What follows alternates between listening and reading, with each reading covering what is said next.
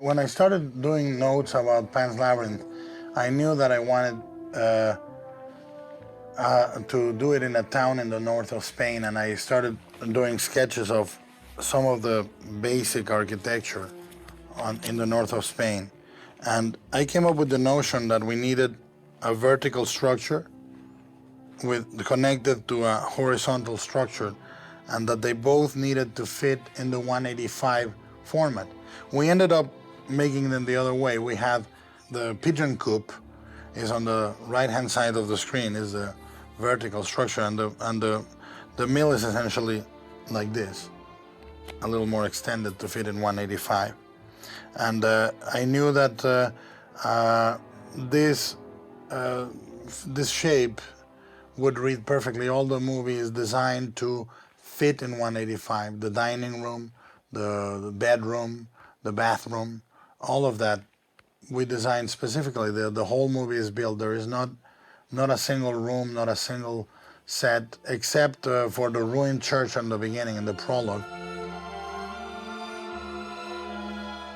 The way we shot the movie is to try to make the fantasy feel as tangible or real as the real world, if not more real. We went for that. On the camera style, the colors, the textures, they're more detailed. The real world is less detailed than the fantasy world.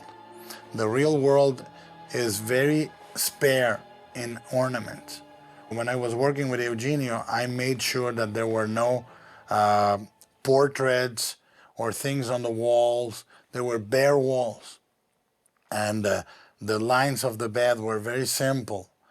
You had 2, 3, 4 maybe pieces of furniture per room, maximum, except in the captain's room, which is Baroque because it's his head, or the inside of the watch.